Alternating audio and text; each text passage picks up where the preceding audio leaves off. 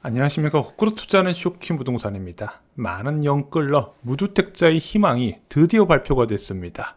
바로 특례 보금자리론이죠. 그런데 이 특례 보금자리론 발표되니까 많은 분들이 오히려 화를 내셨습니다. 왜 그런지, 그리고 왜 이것을 선택하면 안 되는지 오늘 정리를 드리겠습니다. 영상 시청 전에 구독으로 인생을 바꾸시기 바랍니다. 자, 1년 만에 주택시장이 180도로 바뀌었습니다. 1년 전까지만 해도 주택가격 폭락한다 이야기하면 비웃음 들었었는데 지금은 집값 상승한다 그러면 비웃음을 받는 시대가 되어버렸습니다. 주택가격이 너무 단기간에 빠르게 추락을 했다는 거죠. 자, 그런데 주택가격이 추락하면서 같이 상승한 게 있습니다. 바로 대출금리죠. 그래서 자산가치 하락과 금리 인상을 동시에 겪는 영끌러가 화제의 단어가 됐습니다. 이게 늘 슬픈 역사의 반복이라고 말씀드렸어요. 우린 정확하게 10년 전에 하우스 오브 푸어란 용어를 일상적으로 사용했었는데 지금은 이름만 바뀌었다는 거죠. 하우스 푸어에서 영끌러로.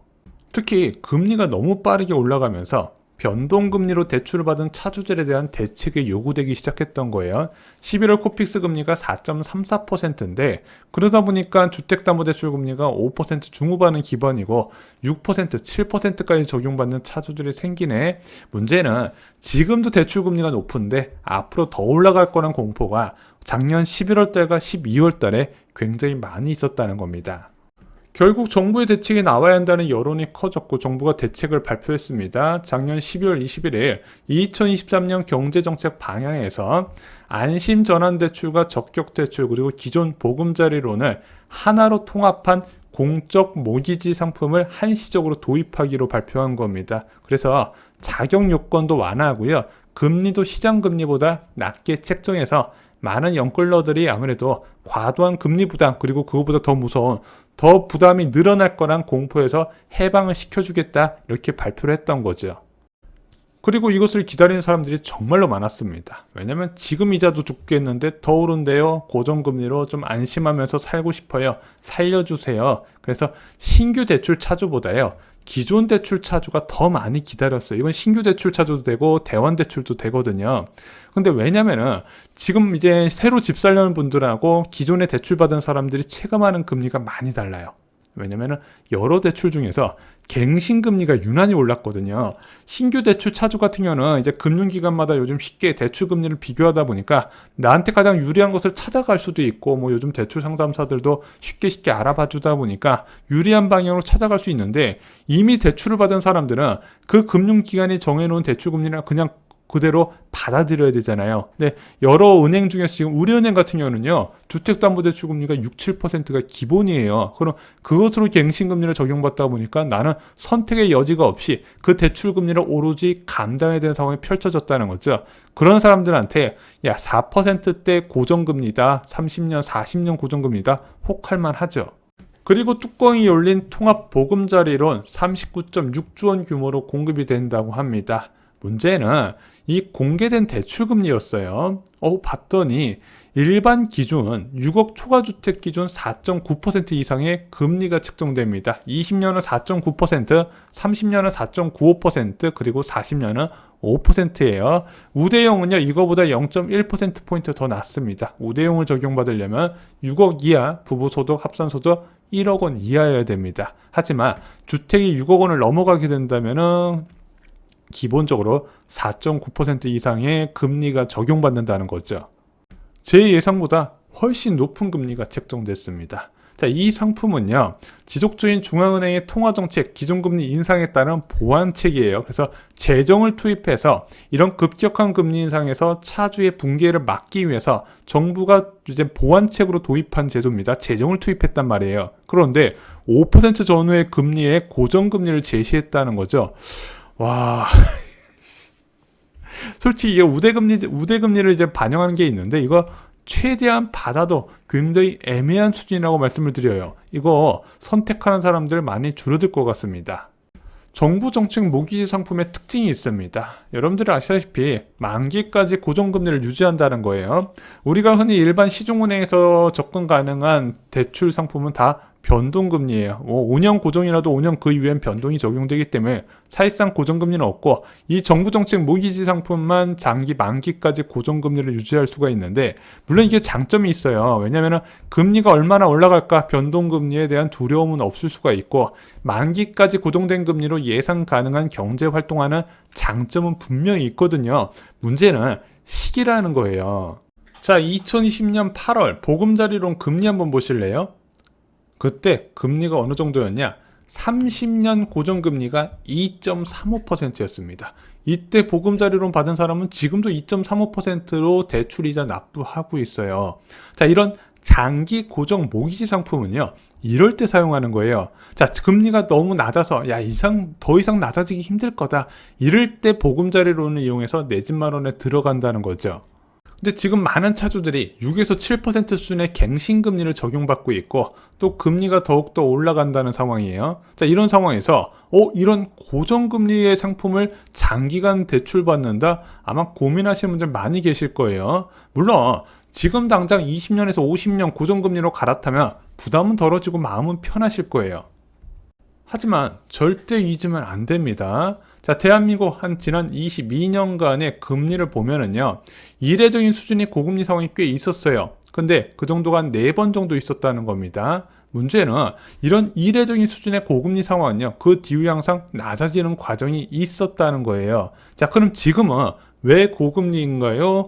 10년에 한 번 오기 힘든 인플레이션에 대응하는 상황이기 때문에 금리가 높은 수준이라는 겁니다. 문제는 이것이 언제나 끝이 존재한다는 거예요. 그 끝은 반드시 오게 되어 있습니다. 그래서 사람들이 저금리 때 변동금리를 많이 선호하고 고금리 때 고정금리를 왜 많이 선호할까? 현재 금리가 영원히 지속될 거라고 생각을 하는데 절대 그렇지 않다는 거 여러 차례 말씀을 드렸어요.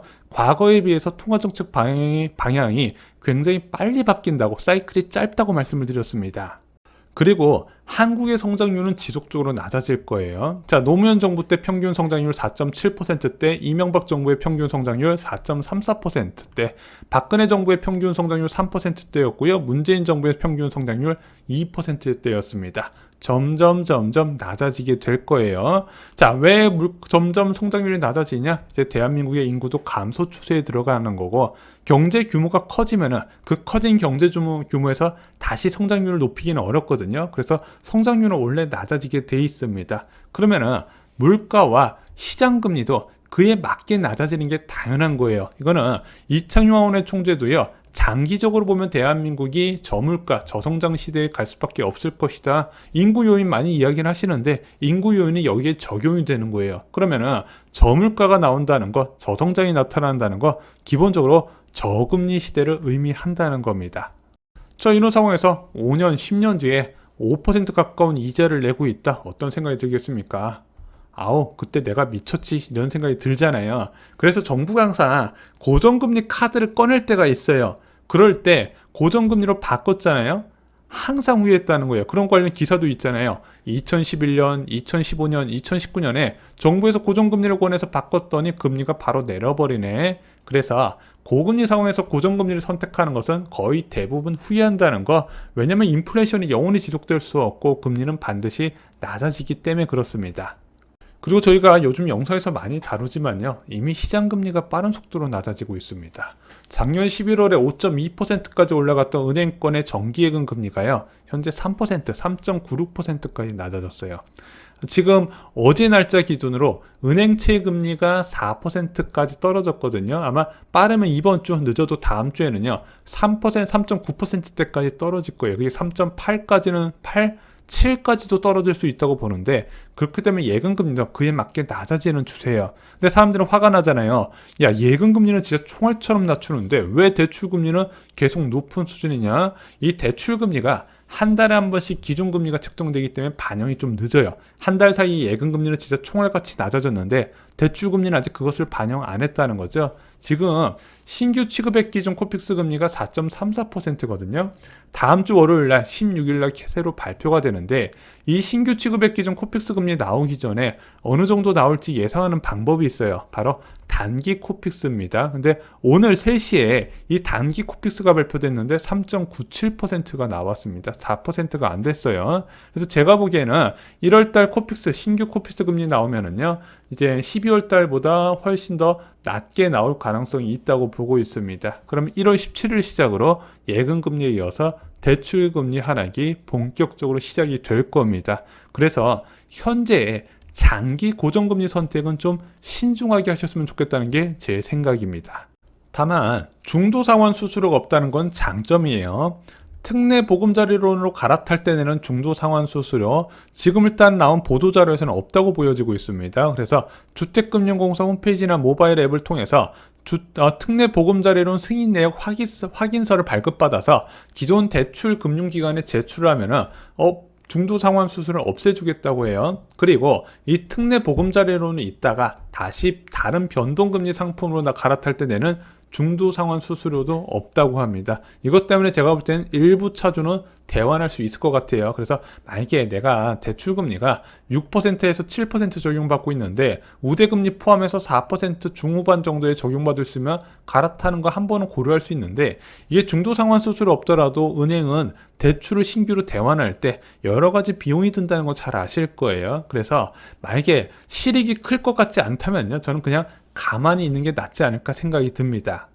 자, 신규 대출을 받으려는 차주들은 이제 어떻게 해야 될까요? 자, 기존 갱신 차주에 대해서 말씀을 드렸고, 신규 대출 차주.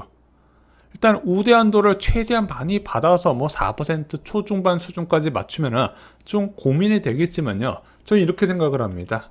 그냥 변동금리 선택을 할 것이다. 왜냐면 지금 말씀드렸잖아요.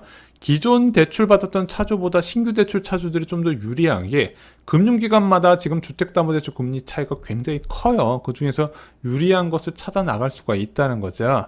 그리고 지금 대출 신청하는 것보다 아마 대출 실제 실행일에 대출 금리는 더욱더 낮아 있을 겁니다. 앞으로 계속 낮아질 거예요. 그래서 2월달, 3월달 대출 금리, 주택담보대출 금리는 현재 드물지만은요, 앞으로는 4%대가 보편화가 될 것이다. 그래서 굳이 지금 장기 5% 전후의 대출금리, 고정금리 상품을 선택할 이유가 없다는 거 다시 한번 말씀드립니다. 많은 분들이 기다리셨던 특례 보금자리론 금리, 제가 봐도 좀 실망스러운 수준이었습니다. 자, 그래서 얼마나 많은 분들이 신청할지 모르겠지만 저는 정부가 예상했던 것보다 신청한 사람들은 많지 않을 거로 보여집니다. 그리고 저희가 계속 말씀드렸다시피 빠르게 시장금리가 낮아지는 상황에서 가까운 실내에 이런 특례 보금자리론보다 더 좋은 대안이 많이 나올 것으로 보여집니다. 이상으로 영상 마치겠습니다. 좋아요, 구독, 공유 꼭 부탁드립니다. 감사합니다.